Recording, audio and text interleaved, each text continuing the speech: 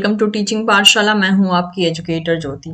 इस वीडियो में मैं आपको काफ़ी एक अच्छी न्यूज़ देने वाली हूं। आईआईएससी बैंगलोर का एडमिशन नोटिस आ चुका है for mainly PG, that is post graduate program, and for PhD program, and this is for mainly academic year 2023 to 2024। जो भी मुझे क्वेश्चन रिसीव होते हैं फॉर द पीएचडी एडमिशन या फिर पोस्ट ग्रेजुएशन एडमिशन, उसमें से एक बहुत कॉमन और बहुत ज़्यादा पूछा जाने वाला क्वेश्चन होता है कि ma'am tell us about the IISc Bangalore notification, कि वहाँ पे जाने के लिए या वहाँ पे एडमिशन के लिए क्या क्राइटेरिया है, वहाँ पे पीएचडी प्रोग्राम के लिए क्या क्राइटेरिया है, एंड सो मैनी थिंग्स। तो इस वीडियो में हम सारे की पॉइंट्स को हाईलाइट करेंगे, एज वेल एज जानेंगे कि अगर आप पोस्ट ग्रेजुएशन करना चाहते हैं या आप इंटीग्रेटेड पीएचडी करना चाहते हैं या एमटेक करना चाहते हैं या फिर पीएचडी प्रोग्राम करना चाहते हैं फ्रॉम आईआईएससी बैंगलोर, तो आपको कौन कौन से रिक्वायरमेंट को फुलफिल करना होगा। इस नोटिस को जो है 24 Jan 2023 को रिलीज किया गया है और जो सेशन होगा वो स्टार्ट होगा अगस्त 2023 से। तो चलिए इसके सारे की पॉइंट्स को देख लेते हैं। एंड ऑफ कोर्स और भी बहुत सी डिटेल अवेलेबल है इनकी वेबसाइट पे, तो आपको इनकी वेबसाइट विजिट करनी है, क्योंकि इस वीडियो में मैं सिर्फ की पॉइंट्स को कवर करूंगी। लेकिन अगर आप ऐसे कैंडिडेट हैं जो कि फॉर्म भर रहे हैं, तो आपको सारी डिटेल्स पता होने चाहिए, जिसके लिए आपको इनकी वेबसाइट पे विजिट करना पड़ेगा। मेरी वीडियो के थ्रू आप ये बस जान पाएंगे कि आप एलिजिबल हैं या नहीं है और क्या क्या रिक्वायरमेंट है एक स्टूडेंट की, जिसके थ्रू अगर वो फुलफिल करता है तो वो इस फॉर्म के लिए अप्लाई कर सकता है, एज वेल एज इस एडमिशन प्रोसीजर का पार्ट बन सकता है।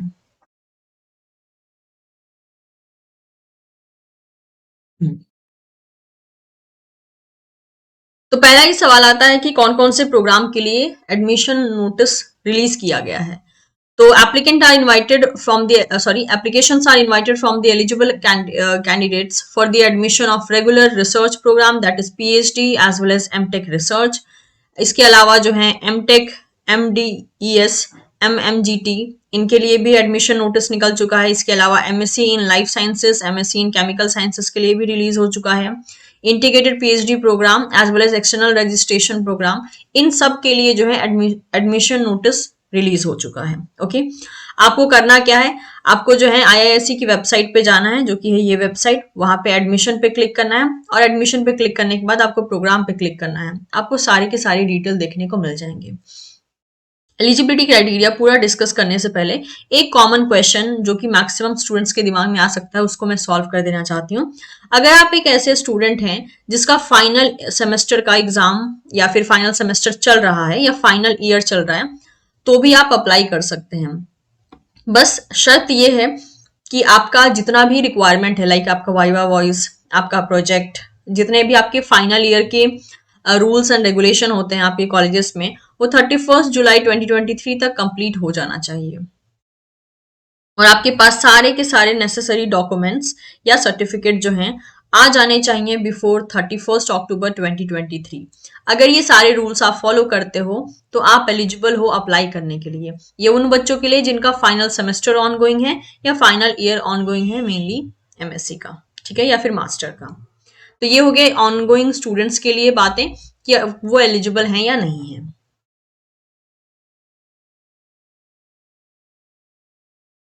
अब हम बात कर लेते हैं यहाँ पे रिसर्च प्रोग्राम के बारे में, दैट इज पीएचडी या एमटेक रिसर्च के बारे में।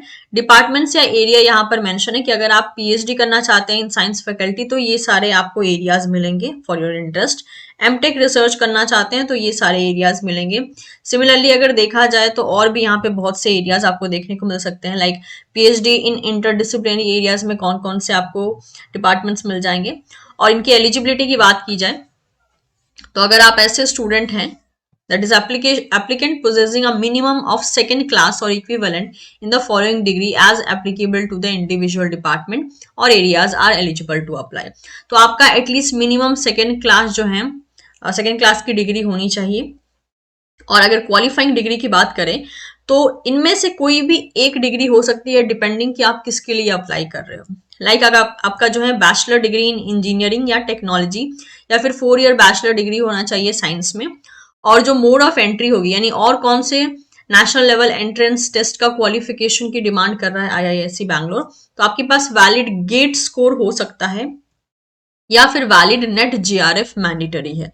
आपके पास गेट या फिर नेट जीआरएफ इन दोनों में से कोई भी एक अगर क्वालिफिकेशन है तो आप अप्लाई कर सकते हैं। ओके, अगला देखते हैं हम और कौन कौन से यहाँ पे डिटेल मेंशन है।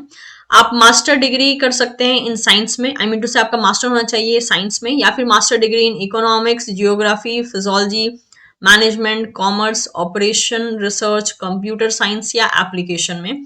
अगर इनमें से मास्टर है तो भी आप अप्लाई कर सकते हैं। आपके पास valid GATE score and NET JRF mandatory है।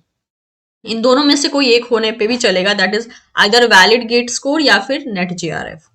इसके अलावा आपका मास्टर डिग्री है अगर इंजीनियरिंग में, टेक्नोलॉजी में, architecture, agriculture, pharmacy, veterinary science, और आपके पास desirable valid GATE as well as NET JRF या फिर जी पैट स्कोर है तो आप अप्लाई कर सकते हैं।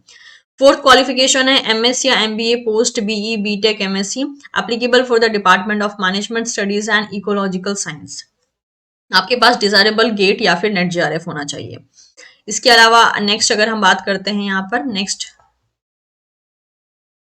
तो अगर आप ऐसे स्टूडेंट हैं जिनका ग्रेजुएशन हुआ, that is graduates of any course with a minimum duration of a 4 year from any central funded technical institutes including the IIITs in PPP mode with a minimum of CGPA of 8/10 or equivalent, that is for PhD only, and they should have a desirable gate oblique net GRF।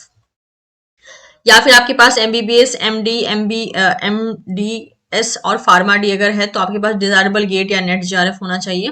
अगर आपका qualification B pharma है तो आपके पास valid जी PAT या फिर JRF score card होना चाहिए।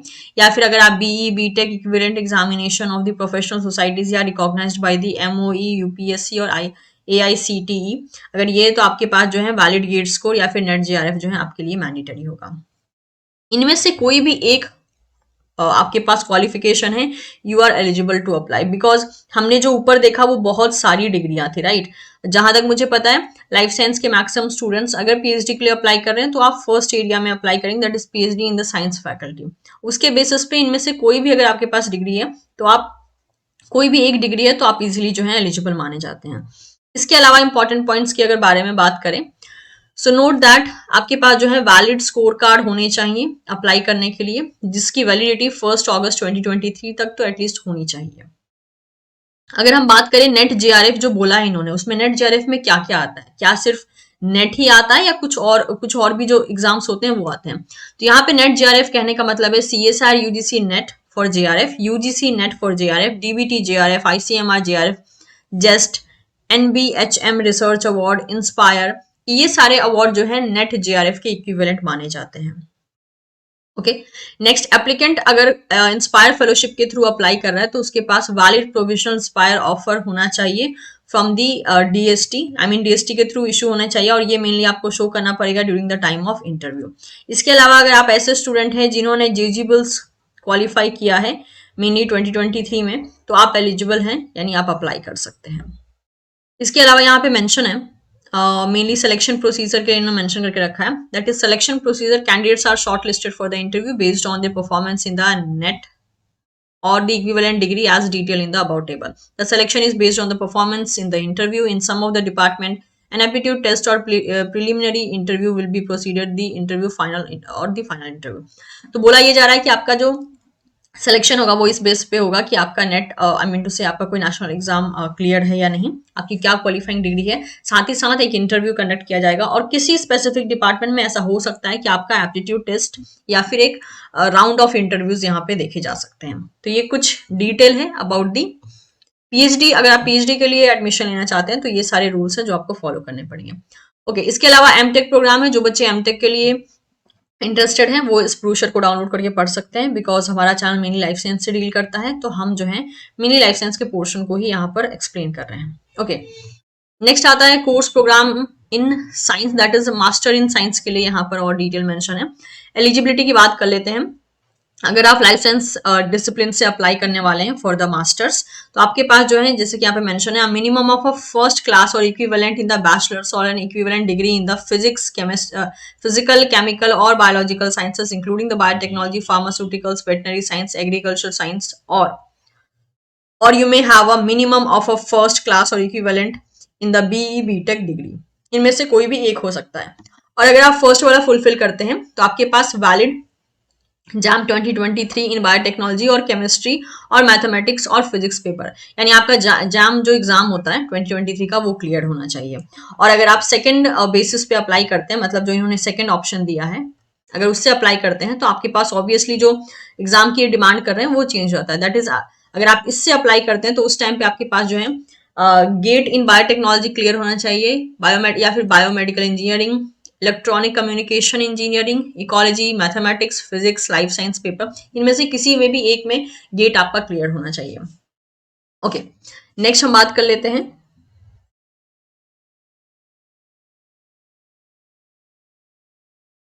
अगर आप इंटीग्रेटेड पीएचडी के लिए अप्लाई करना चाहते हैं तो इंटीग्रेटेड पीएचडी में क्या होता है, आपके masters as well as PhD जो है एक तरीके से कंबाइन कर दी जाती है। Okay, that is what the integrated PhD.